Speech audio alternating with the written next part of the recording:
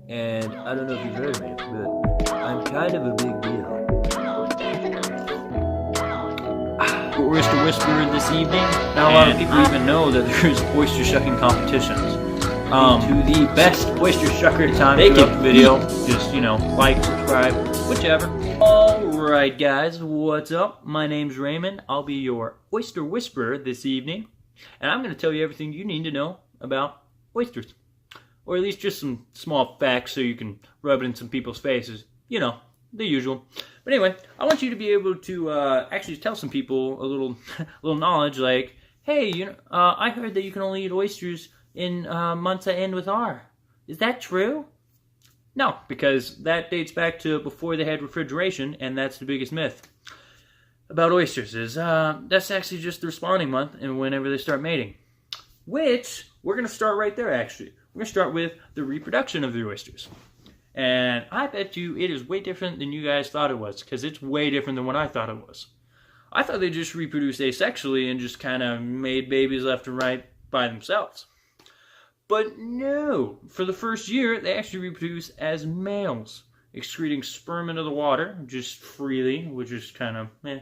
But then for the next 2-3 years, after they've matured a little bit, grew up, became this like nice, really big oyster, then they actually started excreting eggs into the water. And then when those two combine, that'll create this nice little baby oyster.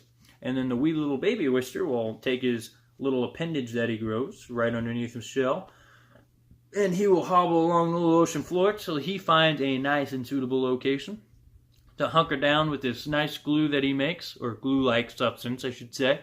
And then he uses that to hold himself down, which a lot of the time they tend to just stick to another oyster, which is why you get those oysters with all the little small baby oysters all attached to it, because it's easier for them, and it's already a nice suitable spot for calcium to go on filtering through.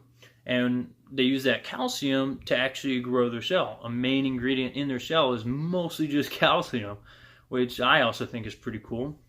And then not only are they using or whenever they're filtering the water, not only do they get the calcium out, but that's what makes the oyster have its flavor.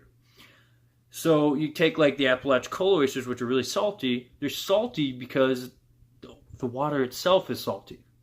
So without that nice salt in the water, the oysters would not taste like that at all. The oysters would taste completely different. That's how you get the different oysters from different locations. And it's like, oh, this one tastes really good, but this one tastes pretty bad. That is why. All right. So not only that, let's talk about who was the first man to try an oyster. His name was Jonathan Swift, and he had to be a bold man, because I would not try that thing if I did not see it. In fact, I don't even really like eating oysters personally. I just like to pop them open, which people find completely ironic, but that's not the point here. Anyway, he tried the first oyster, and then they can date that back to roughly around the 18th century, somewhere around there, which I find that a little hard to believe, because I think it goes way back further, because you can just take an oyster, throw it on a fire, and then pops right open. So I don't see why it only goes back to the 18th century. But anyway, Jonathan Swift, he's got the credit for it. All right, and it's kind of it from all my little random oyster knowledge. I mean, they can filter up to 1.3 gallons, about 5 liters of water a day. Roughly, that's for an adult oyster, not like a little baby oyster, but for an adult, mature oyster, they can filter up to 5 liters water, not a day, but per hour. Per hour. Anyway, that's it for just like some random little history, a little basic knowledge. And like I said, their spawning season tends to be around the months that end in R, and that's the only reason I have that, because you can eat them year-round. That was only an old wives' tale. All right, my oyster guys. Guess that wraps it up for this video here. Like I said, my name is Raymond. I am your Oyster Whisperer. And I really hope you guys enjoyed this video. I plan on making quite a bit of them, or enough of them. And this one, I just wanted to start out with just some random knowledge about the oysters themselves. And then I want to move on to teaching you guys like the different styles of oyster shucking, because yes, there are some different styles of oyster shucking. There's not just like one style is better than the rest. No, that's where the art comes in, and it is beautiful. All right. And not only that is, I want to bring you guys into the competitions. I want to grow this oyster community. I want to make this thing, bam, way bigger. And then, if I can, I want to go get a nice interview with Honor Allen, which he is the #1 oyster shucker in the United States right now. I'll get you guys a nice exclusive on that coming up in October 20th, October 21st.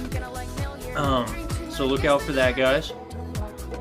Not only that is, I'll try to get with as many of the shuckers as I can. I'll see if I can get them to give us a nice little exclusive on how they shuck on oysters, if they have any nice professional tips, anything like that. But definitely subscribe, like if you enjoyed this video, if this was helpful. If there was anything that I missed that you really thought I should cover, please message me. Put it down below. I'll gladly redo this video, put it in there, because like all of you guys, I'm here to make things better.